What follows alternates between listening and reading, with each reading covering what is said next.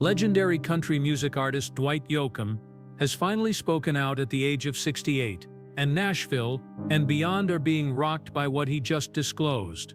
The guy behind the rhinestone outfits and distinctive accent has been the subject of whispers, conjectures, and questions from both admirers and detractors for decades. Did the rumors that followed him during his ascent to popularity have any merit? Now that Dwight has proved what many had long assumed, there is no need to wonder any longer. This isn't just another tale about guitars and Cadillacs, so fasten your seatbelt. This is the authentic Dwight Yoakam, unadulterated and at last prepared to talk. Dwight Yoakam's journey to fame was characterized by unadulterated perseverance, innumerable rejections, and late hours in smoky bar rooms. The exception was that they were the greasers, and I was just me. He started playing in modest venues around Southern California in the late 1970s and early 1980s, a region that was not yet recognized for loving the twang of classic country music. Nonetheless, Dwight's style of hillbilly honky-tonk was a sharp contrast to Nashville's polished, pop-focused country music. He gravitated toward the gritty sounds of Bakersfield and rockabilly influences, rather than following the urban cowboy fad of the time. Because of his dedication to realism, he first had trouble finding work. However, it also distinguished him from the others. Yoakam's performances were unvarnished and honest. He played 5 sets a night in pubs where fights erupted and beer bottles may suddenly fly into the air.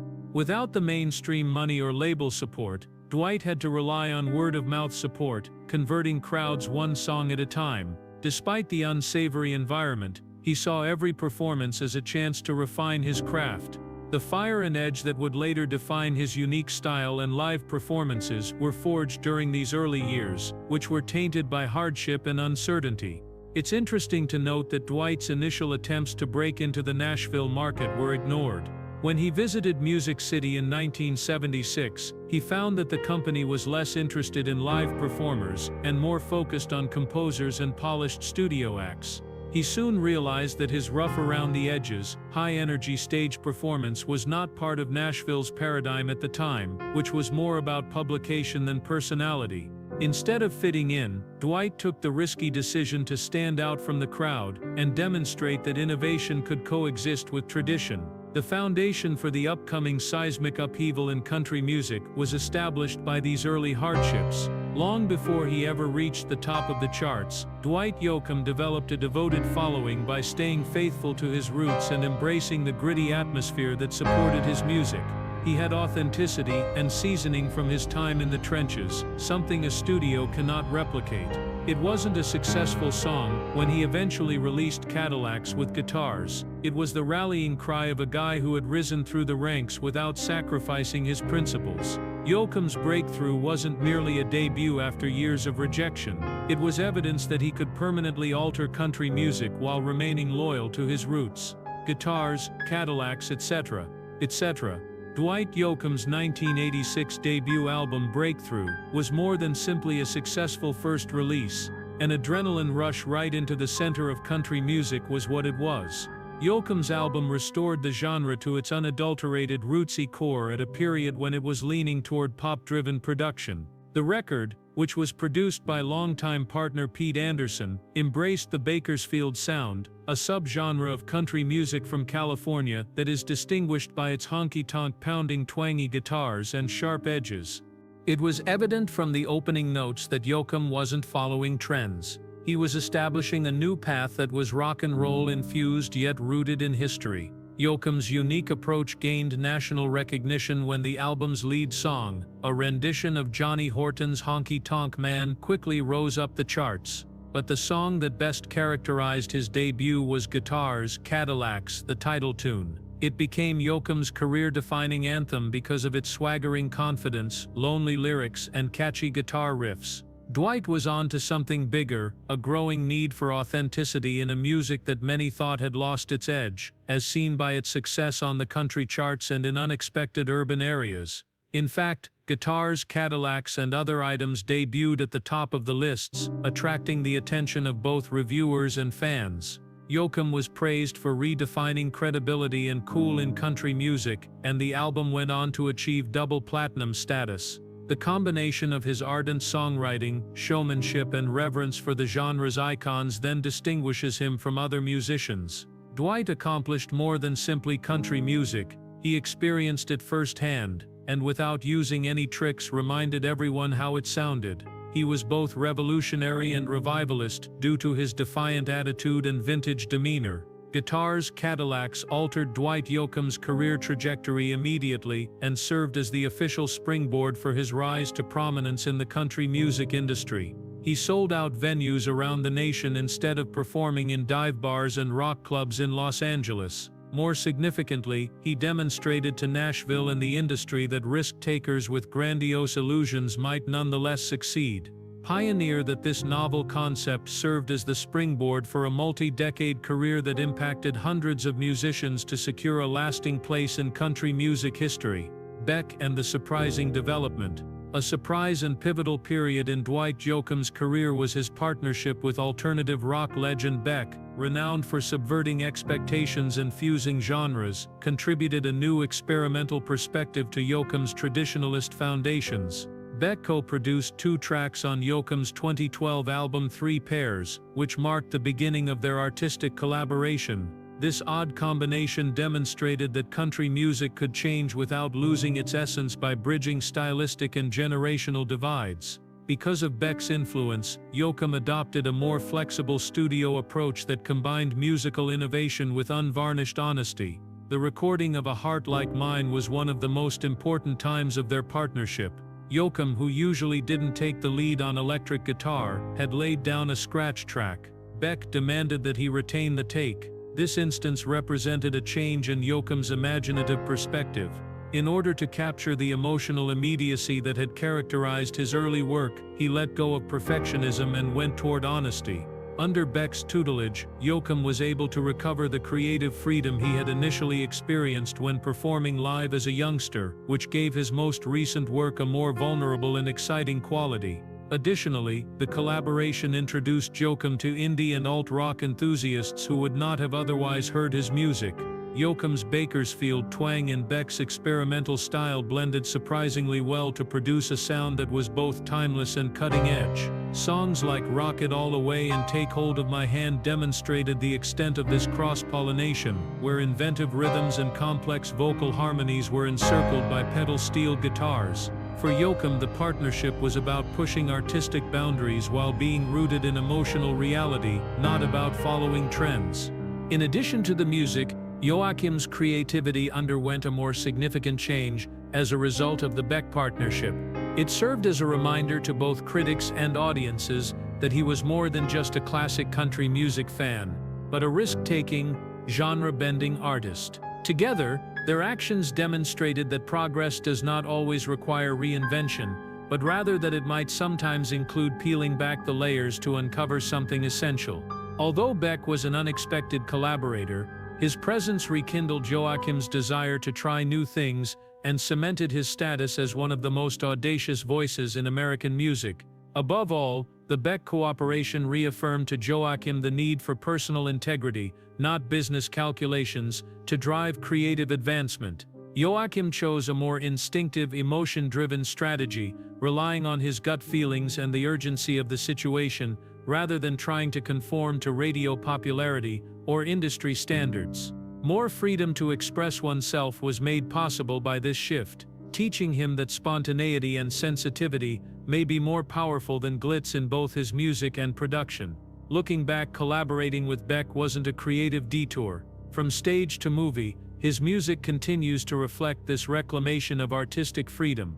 Although Dwight Yoakam initially gained notoriety as a pioneer in the field of country music, his abilities were never limited to performing live. Yoakam experimented with acting in school productions and community theater early in his career, finding a talent for capturing an audience's interest. He developed a passion that would later bring him to Hollywood as a result of this early exposure to performing outside of music. Even though he continued to concentrate on music during the height of his recording career, Yoakam had a constant yearning to tell more stories on television and in movies. Looking for parts that matched his creative sensibility, Playing the violent Doyle Hargraves in Billy Bob Thornton's highly regarded movie Sling Blade in 1996 was Yoakam's breakthrough performance. Both reviewers and viewers were astounded by the somber, emotionally driven performance, which revealed a hitherto undiscovered aspect of Yoakam. He received a lot of appreciation for his honest performance, which helped him become known as a genuine actor rather than just a singer who dabbled in movies.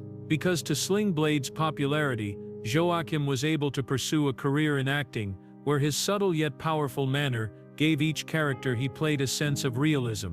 Yoakam built up an impressive CV over the years, playing a range of parts in films such as Crank, The Newton Boys and Panic Room. He also demonstrated his flexibility by making noteworthy TV guest appearances on shows like Wilfred and Under the Dome. Characters who allowed Yoakam to reach the same emotional reality that inspired his music were often complex and eccentric. He was naturally drawn to dramatic and character-based storylines because of his low-key passion in acting, which was usually rooted in the same gritty narrative that underpins his singing. Yoakam's artistic perspective was expanded by acting, which also helped him connect with his followers on a deeper level.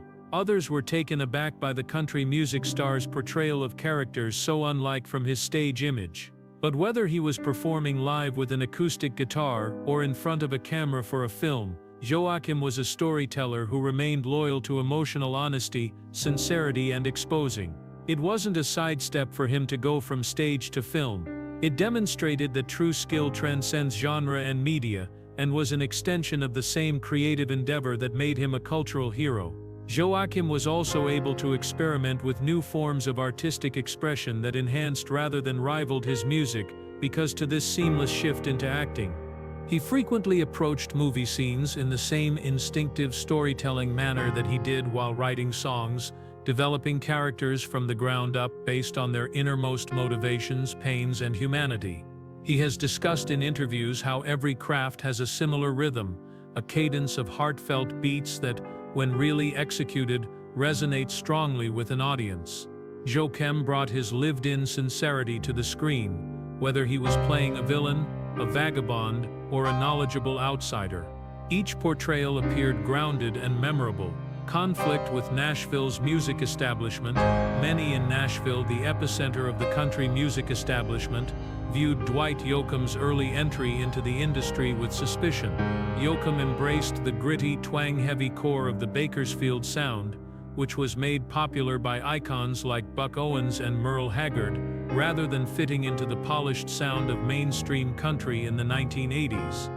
Many executives found Yoakam's retro honky-tonk style startling and out of place during a period when Nashville was adopting the urban cowboy movement, which combined pop and country aesthetics. Despite its traditional roots, his music had a unique edge that didn't quite fit the mold. Additionally, Yoakam's image did not align with Nashville's expectations for its stars.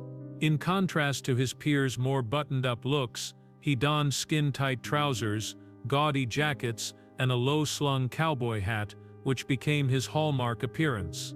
His unabashedly outspoken attitude and this aesthetic did not set well with the country's gatekeepers, who saw him as too rebellious and out of the ordinary. His decision to use rock clubs and alternative venues in Los Angeles rather than Music Row to cultivate his fan base only served to widen the gulf, emphasizing his desire to carve out a road all his own. Instead than waiting for approval, Yoakam became even more independent. He collaborated with Pete Anderson, another kindred spirit producer, and the two of them produced a sound that combined rock and roll attitude with honky-tonk tradition. Even though Nashville originally ignored him, the outcome was the breakout album, Guitars, Cadillacs, etc., etc., which struck a deep chord with fans. The album's popularity forced the industry to pay attention, proving that there was a market for classic country music that didn't follow radio trends. It was a courageous confirmation of Yoakam's inner feelings and his reluctance to compromise. In hindsight, Dwight Yoakam's conflict with the Nashville elite was less about open animosity and more about artistic friction. By defying expectations, he opened the door for those who valued authenticity over formula to follow in his footsteps. Over the years, Nashville progressively embraced greater artistic diversity, and Yoakam's early opposition is largely credited with broadening the genre's scope. Despite being referred to be an outcast in his early days, Dwight Yoakam finally shown that rebels have a place in country music and are occasionally the ones that push at the boundaries. Conflict with producer Pete Anderson. One of the most recognizable artistic alliances in late 20th century country music was Dwight Yoakam's work with guitarist and producer Pete Anderson. This time, Anderson had a key role in creating the twangy Bakersfield-influenced sound that characterized Yoakam's breakthrough records, which featured guitars, Cadillacs, and other instruments. For almost 20 years, the two collaborated extensively, creating a number of highly regarded and financially successful recordings that established Yoakam as a rock and roll-infused traditionalist. There was no denying their musical chemistry. Yoakam's voice and vision are flawlessly complemented by Anderson's guitar playing and production approach. But in the early 2000s, rifts in their working relationship started to show behind the scenes. Pete Anderson sued Yoakam in 2004 for breach of contract, alleging that the performer had not performed at numerous of his scheduled shows. Anderson claims that Yoakam's decision to postpone the planned performances resulted in serious financial losses, especially because Anderson had spent money on the event's preparation. Disagreements about management choices and corporate goals were among the long-brewing underlying tensions that were exposed in the court petition. In the end, the case was settled out of court, and the specifics were kept private. Even though neither party publicly discussed the settlement in any detail, it was clear that their relationship had suffered irreversible damage. In addition to ending one of the most fruitful producer-artist partnerships in country music, the legal dispute marked a sea change in Yoakam's professional trajectory. Following the breakup, Yoakam took a more active role in producing his solo records, which allowed him greater creative control but also changed the sound signature that listeners were accustomed to. Despite their contentious split, Yoakam and Anderson have both been cautious yet respectful of their time working together. Many admirers saw the cooperation as a pinnacle of Yoakam's career, when his honesty and inventiveness were evident in each song. Everyone was reminded by the collapse of how difficult it is to strike a balance between art and business, especially in long-term creative relationships. Even though they have never worked together again, their cooperation has influenced generations of artists who value the distinctive sound they produced. Although Yoakam's legal struggle with Pete Anderson ended a crucial creative cooperation, his subsequent conflict with Warner Music highlighted a larger, more intimate conflict that went beyond collaboration to include ownership and control of the very music that shaped his reputation. Warner Music copyright lawsuit. In 2021, Dwight Yoakam filed a lawsuit against Warner Music Group, one of the biggest musical firms globally, claiming ownership rights to his early compositions. Yoakam's groundbreaking debut album Guitars, Cadillacs, etc., which helped reshape country music in the 1980s, was the main focus of the controversy. Yoakam alleged in the case that Warner Music had not complied with his legal termination letters under the Copyright Act, which permits artists to recover their rights to their creations after a predetermined amount of time, usually 35 years following the original release. Yoakam claimed that the label was still breaking the law by using and distributing his early recordings without his permission. Veteran artists are increasingly using the termination clause of the Copyright Act as a weapon to reclaim ownership of their most valued creations. Regaining those rights was a significant legal and emotional milestone for Yoakam, who co-wrote a large portion of the songs on his early albums and helped to define the unique sound of that time. Warner's ongoing ownership over the masters and distribution channels, according to his legal team, made it more difficult for him to oversee and capitalize on his own legacy. As musicians increasingly rebel against long-standing contractual practices that favor record labels, the case reflected larger problems in the music industry. Warner Music's defense questioned the timeliness and legality of Yoakam's termination notifications, citing procedural and contractual issues. However, a public trial was never held in the lawsuit. The specifics of the private settlement reached between the parties in 2022 were not made public. Although the resolution specifics were not made public, the settlement showed that both sides had reached an amicable agreement. Additionally, it most likely contained adjustments to the future handling or monetization of Yoakam's early repertoire.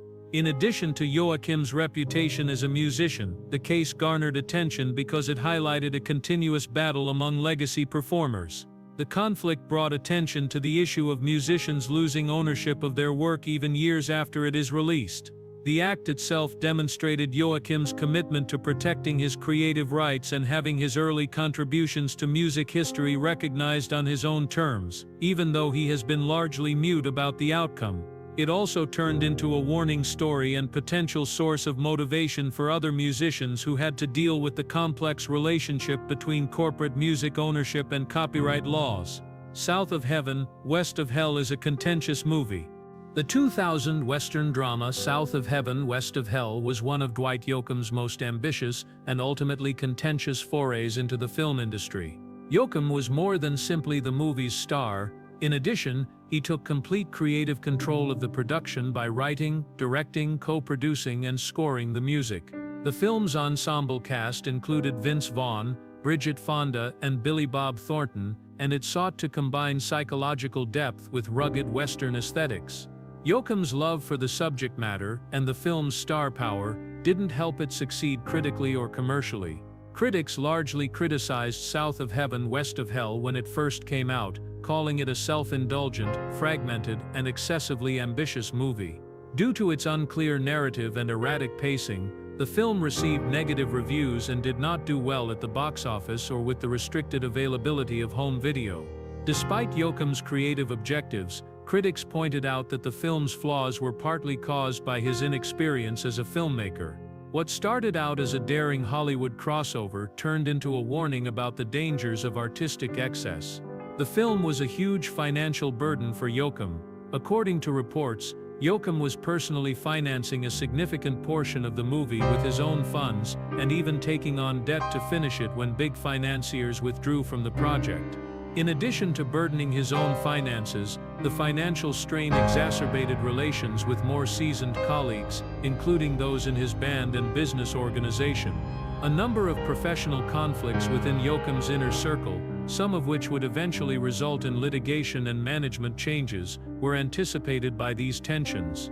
Despite the criticism, Yoakam's South of Heaven, West of Hell remains a significant chapter in his career, demonstrating both his creative vision and his willingness to take risks. In hindsight, the majority of viewers and industry professionals view the film as a poor attempt that failed to gain traction rather than a complete failure. Yoakam has seldom addressed the film's consequences in public, but its legacy endures as evidence of an artist who, for better or worse, doesn't play it safe. If he has been humbled by the experience, it has only strengthened his resolve to stick to his goal, even if it means paying substantial expenses. Reflection and noteworthy roles. A variety of captivating performances throughout Dwight Yoakam's acting career demonstrate his depth and ability as a performer. Following his breakthrough performance as the highly volatile Doyle Hargraves in Sling Blade, Yoakam went on to earn roles that highlighted various aspects of his skill set. He portrayed the terrifyingly sinister Raoul in David Fincher's 2002 thriller Panic Room, a disguised invader whose subdued brutality made him one of the most unnerving characters in the movie. Viewers were deeply affected by the contrast between his musical character and this somber, subtle portrayal, which further solidified his reputation as a serious actor.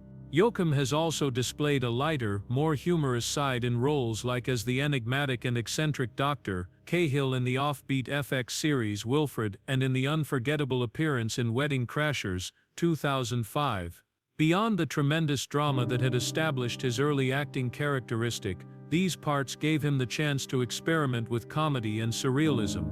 His ability to enter into serialized programming was further demonstrated by his involvement on the CBS drama Under the Dome, where he provided consistent performances that gave ensemble casts more nuance.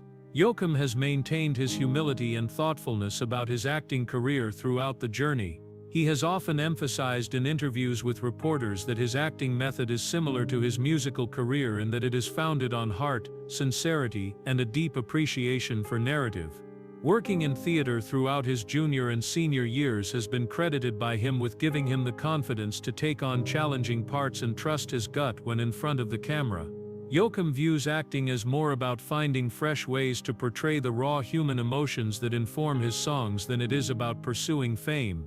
Yoakam sees his accomplishment in music and film as two strands of the same creative tapestry when reflecting on his own career. He has always understood that his acting, whether on stage or cinema, was about telling a tale that was lived in and authentic, and he has never divorced the two. As he continues to expand his acting repertoire, both on and off screen, Yoakam continues to be a unique talent that unites the worlds of country music and Hollywood with integrity, toughness, and a passion for his profession. When Yoakam thinks back on his acting career, he also recognizes how it has affected his mindset as an artist and storyteller. Interpreting lyrics and emotions in songs has been influenced by the sense of emotional nuance that has been developed via getting into and out of other people. He has said that being vulnerable on film isn't all that different from playing a guitar on stage. Both need candor and the willingness to divulge personal information. His performances in all formats have been enhanced by this creative alignment, giving audiences new and surprising opportunities to experience his honesty. Yoakam boldly enters the new phase, which will be characterized by ongoing development and creative discovery rather than nostalgia, as he considers the emotional depth that acting has added to his music. The path ahead. Dwight Yoakam doesn't appear to be slowing down as he embarks on the next phase of his life and profession. He is 68 years old and still developing as an actor and singer, pursuing new artistic endeavors while being loyal to his heritage. He is still dedicated to maintaining the genuineness of honky-tonk and classic country music, which influenced him and which he helped reinterpret for younger audiences. Yoakam is still as motivated and enthusiastic as ever, whether it's working with up-and-coming musicians, creating new music, or traveling for live concerts. Yoakam's position as a cultural torchbearer is among the most important facets of his destiny. Yoakam serves as a reminder of the rich history of country music as it continues to meld with pop and hip-hop elements. He has developed into a mentor to up-and-coming artists who look to him for advice and value his contributions to the field. Dwight Yoakam and the Bakersfield Beat, his Sirius XM radio program, highlights underrepresented voices in the business, in addition to providing a forum for sharing old country and rockabilly influences. Yoakam has expressed interest in looking for further acting parts and even going into behind-the-camera work in addition to music. His keen sense of storytelling and deep understanding of character development make a transition into directing or producing seem like a logical next step. Given his track record of success in award-winning movies and his reflective performing style, it's fair to assume that he will keep surprising audiences with fresh and significant projects. His adaptability allows him to flourish in a variety of artistic endeavors while retaining the honesty that has come to define him. There is yet more to write about Dwight Yoakam's legacy, not just by his own output, but also by the influence he has had on American film and music culture. He is recognized as a true original because of his unique blend of creativity, reverence for tradition, and audacious individualism. Fans can rely on the same unadulterated strength and emotional depth that have defined his career, whether he is releasing new music, performing old classics live, or entering a film set. Even if the future is uncertain, Dwight Yoakam sees it as another uncharted territory full of opportunity, meaning, and an unwavering devotion. Dwight Yoakam's evolving relationship with his fans, which has developed alongside him, is another element impacting his future. Longtime fans are still devoted, but streaming services, partnerships, and a resurgent interest in classic country music are introducing a new generation to his library. Yoakam's timeless skill and the poignancy of his lyrics are reflected in this cross-generational appeal. Yoakam is ideally positioned to bridge the gap between tradition and modern times, proving that true talent only improves with age. He has a growing internet following and a reputation as a straightforward, genuine performer. We appreciate you taking the time to read this in-depth analysis of Dwight Yoakam's legacy and controversy. Please remember to click the like button to express your support if you thought it was as intriguing as we did. Do you have any personal recollections connected to Dwight's songs or views on his journey? Please leave a remark below. We would be delighted to hear from you. Additionally, if you haven't already, hit the bell and subscribe to ensure that you don't miss any stories that delve deeper. Tap the next video on your screen before leaving. More music history and hidden tales are simply waiting for you.